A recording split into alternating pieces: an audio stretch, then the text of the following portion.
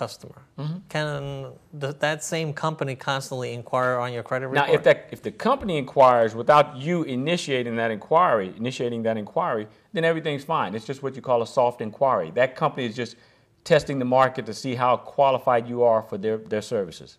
So that doesn't penalize you.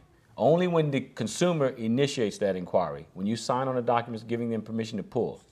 But once you sign and they pull and they've done the first inquiry, how often after that you become a client can they continue to inquire about anything?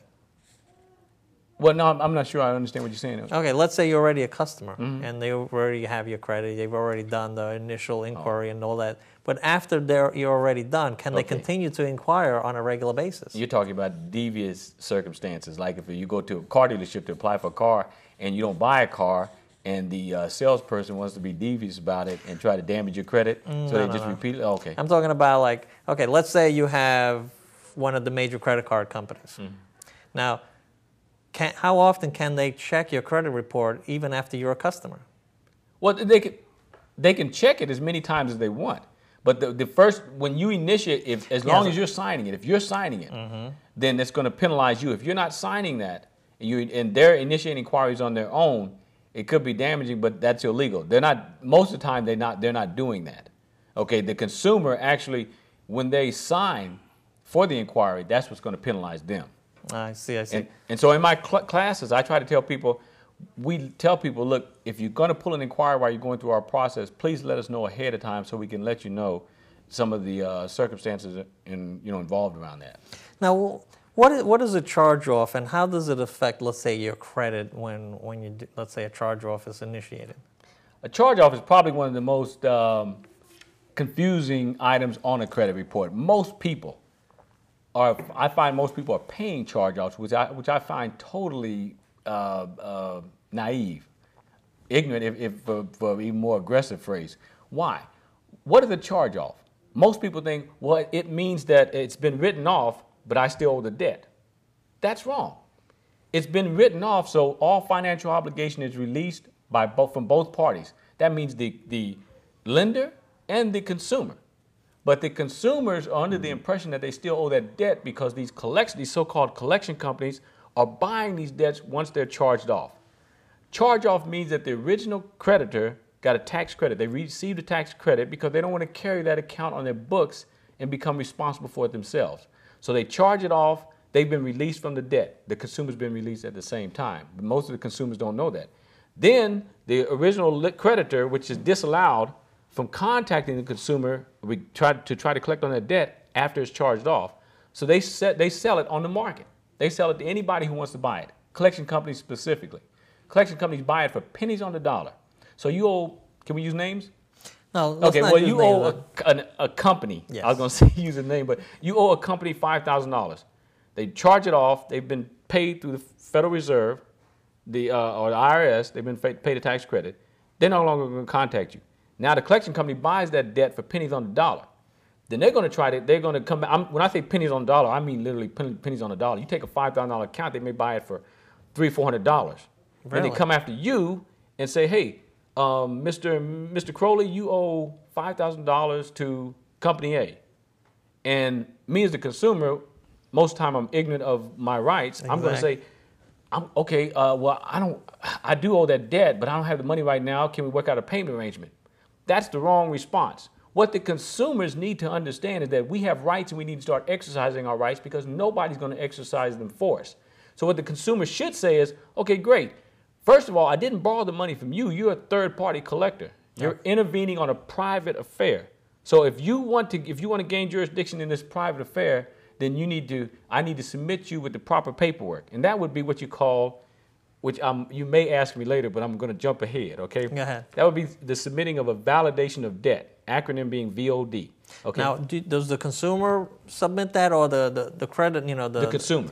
The consumer will submit that. Of course, most consumers aren't familiar with that document, but in our program, we supply that document for our customers to help educate them. That's a free service. So what does that do? So when, let's say, I am the creditor. I mean, not the creditor, but the credit agency trying to get $5,000 out of you, and you send me this thing, what is my response? The collection agency is trying to get it agency. out of me. Your response should be, okay, I don't do any business over the phone, first of all. Okay, they love to call you on the phone and have a conversation which cannot hold up in a court of law. So there's no need for the consumer to interact or entertain that type of discussion. Tell the collection agency, good, I don't do business over the phone, but I am happy, I want to deal with this matter. Send it to me in writing, and then I will respond accordingly. But I do not do any business over the phone because you don't know who they are. Exactly. So as a consumer, and if you have an issue and you get some clown calling you for thousands of dollars that you may even not know why you're even being called by this specific, could be something frivolous. It should always be sent. Should they always have the information, including your address and everything? You should never give away any kind of data. Never. You don't even have to talk to them on the phone. You just once you ask them the question, here's what the best way to do it. Ask them, the collection agency, this is the consumer, ask them, has the debt been charged off? And they're gonna answer you honestly 9 times out of 10. When they answer you, okay, it's charged off, then I have no financial obligation to the debt. And just to prove it, I want you to send me something in writing, and then I'm going to respond. Don't tell them that you're sending a validation of debt.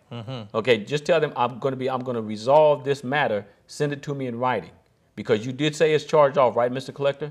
Yeah. Yes. Okay, great. Then send it to me. Now, you made a statement earlier about something it's frivolous or something. It was something derogatory depicting the collection agencies. You cannot maliciously find the words to describe a collection agency. They're the biggest crooks in the world. You think? Okay. Well, one of the biggest crooks. I think the other biggest crooks are the government, the corporations, the Federal Reserve, and Boy, there's a big like list that. with you. It's not a real big list. You can just say government. So let's stick to the true. I don't know. Let's stick to the true deviants here. Don't get me started. But so let's say you get the call, you tell them, is it charged off? So send me documents stating that I owe what? Right. Never talk to them on the phone and just cut it short and hang up. Right. Don't have no lengthy conversations, because the lengthy conversations are what you call a presentment on their behalf. Now, I'm kind of speaking in terms of sovereignty, which most people should be familiar with, okay? And that means self-governing. People need to become self-governing, because once we become self-governing, we start to take charge of our own private affairs. So when these collectors are calling us and start demanding things or items from us, we say, wait a minute, hold on. You're a public servant. You're the collector. You're talking to me. I'm the one that's in control here. So let me stop you right now and let me ask you some questions, because you're calling my house. I pay the bill here. Okay, so let me ask you some questions, since you're concerned about a bill that I owe, and this is a private affair that you're trying to squeeze into. You're a third-party collector. So what I'm going to do is I want you to send it to me in writing. Once again, send it to me in writing, and then I will respond accordingly. Don't say validation of debt. I'd recommend, because you probably won't get anything in writing from them, and you do want something in writing. Because you want it to be cleared out. Once they send it to you in writing and you send it back what you need to send back, and if it's already been charged off, that means it's over. What the validation of debt does is it makes it legal. See, collection agencies aren't operating legally anyway. Okay, so it's your job, your responsibility to make them operate legally. Just like the credit restoration, it's our job to make the credit reporting agencies operate legally. They're looking for guidance from us in leadership. If they don't get that guidance in leadership, they're going to take advantage of us as consumers. So that validation of debt is telling them, okay, if the debt is charged off and you can prove to me that it's not charged off, then I'll be more than happy to resolve this debt. But those debts are not charged. Those debts are charged off. And you're going to make them prove it beyond a shadow of a doubt in legal terms that it's not, because that's what they want. They need something legal so we can crush these I can't even.